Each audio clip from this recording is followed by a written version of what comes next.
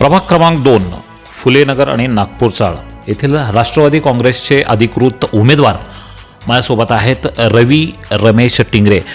Raviji, times of पुणेमध्ये आपलं हार्दिक असं स्वागत. धन्यवाद. राष्ट्रवादी काँग्रेस पक्षाने तुम्हाला उमेदवारी दिली, काय तुमची प्रतिक्रिया? प्रथमतः मी राष्ट्रवादी काँग्रेस पक्षाने जे आपल्या पक्षाचे अध्यक्ष आहेत माननीय नामदार अजितदादा पवार यांचे मी खूप खूप आभार मानतो की त्यांनी माझ्यासारख्या साध्या कार्यकर्त्यावरती विश्वास ठेवून, तसेच सुनील अण्णा टिंगरे असतील, वडगाव शिरीचे माजी आमदार उपने शहराचे अध्यक्ष, यांनी माझ्यावरती, माझ्या कामावरती आणि माझ्या सामाजिक तळमळीवरती विश्वास ठेवून जे मला राष्ट्रवादी काँग्रेस पक्षाची उमेदवारी दिली आहे त्याबद्दल मी या दोघांचे खूप खूप आभार मानतो. आत्ता तुम्ही म्हणलात की माझ्या कामावरती आणि सामाजिक जी तळमळ होती त्या काय अशी ठळक कामं तुम्ही केलेली काय सांगू शकाल तुम्ही? पहिली गोष्ट, कामं अशी जी आहेत जी प्रभाग क्रमांक 2मध्ये गेल्या 12-15 वर्षापासून मी ग्राउंड लेवलला कार्यरत आहे सामाजिक राजकीय जीवनामध्ये.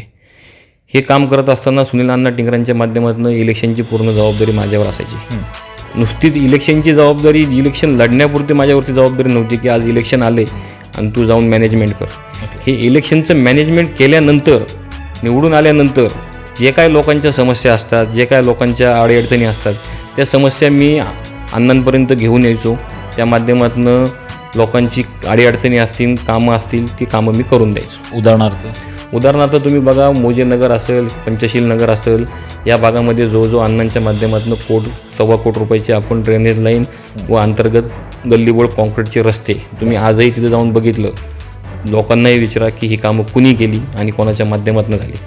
तसेच शांतीनगर असेल, भारतनगर असेल, कमीत कमी मला असं वाटतं की सामाजिक सभागृह, विविध प्रकारच्या समाजांचे, आपला जो पक्ष आहे हा फुले शाहू आंबेडकरांना विचारधारा घेऊन जाणारा पक्ष आहे.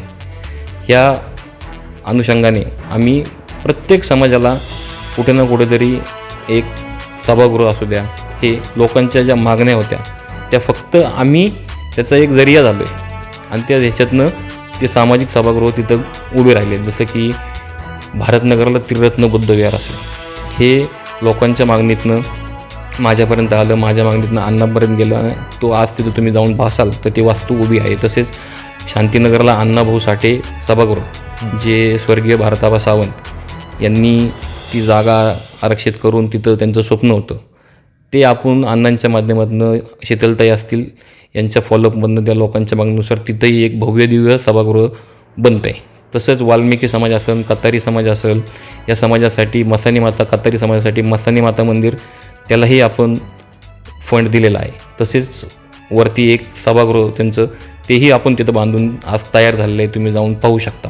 अशी विविध प्रकारची कामं, इंदिरानगरमध्ये एक ढेपे नाना आहेत, त्यांच्या माध्यमातून आपण तिथंही विहाराला आपण अण्णांच्या माध्यमातून फंड दिलेला आहे. मला सांगायचं तात्पर्य एवढंच आहे की मी फक्त इलेक्शनपुरतं येऊन मॅनेजमेंट करून निघून नाही जात. मी गेले 12-15 वर्ष झाले लोकांच्या समस्या, अडीअडचणी जाणून घेतो आहे व ते सोडवण्याचा प्रामाणिकपणे प्रयत्न करतो आहे. आता ज्या पद्धतीने तुमचा कार्याचा आढावा ज्या पद्धतीने तुम्ही सांगितलेला आहे, म्हणजे जनसामान्यामध्ये तुम्ही मिळून मिसळून राहणारे कार्यकर्ते असं दिसतं. अशाच पद्धतीने समजा, जसं राष्ट्रवादी काँग्रेस पक्षाने तुम्हाला संधी दिली, ओके, आणि आता जनसामान्य लोकांनी तुम्हाला एक कौल दिला पॉझिटिव्ह आणि मतदान रूपी आशीर्वाद दिला, तर तुमचा प्रभाग क्रमांक 2चा अजेंडा काय असणार आहे किंवा विजन काय असणार आहे? प्रभाग क्रमांक 2चा आमचा जो अजेंडा आहे, आमचं राष्ट्रवादीचं ब्रीदवाक्य आहे की काम करत आलो आहे आणि काम इथून पुढेही करत राहू.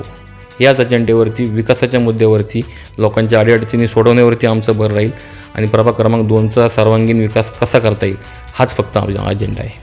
एक शेवटचा आणि महत्त्वाचा प्रश्न, घराणेशाही हा विषय आता खूप म्हणजे तुमच्या प्रभाग 2 प्रभागामध्ये गाजायला लागला आहे की काही लोकांचं असं म्हणणं आहे की 106 टिंगरे वॉर्डामध्ये असताना किंवा 80,000 लोकसंख्या टिंगरेनगरची असताना तर 2च टिंगरेंना उमेदवारी देण्यात आली.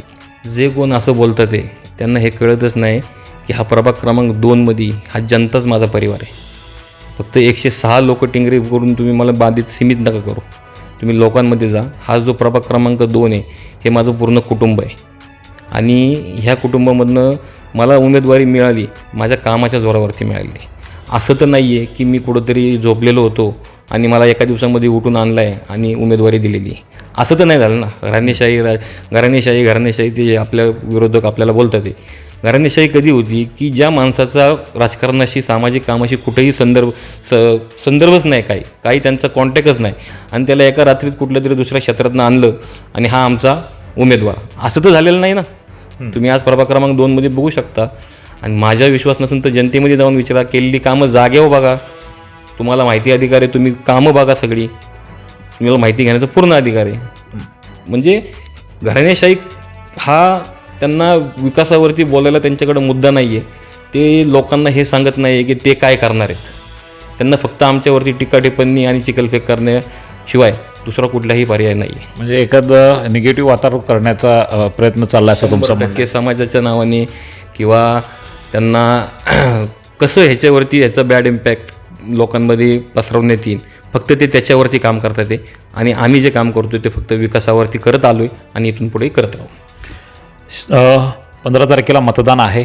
आज तुम्ही 4 उमेदवार पॅनलचे प्रभाग क्रमांक 2मधून आहात. मतदारांना काय आवाहन कराल?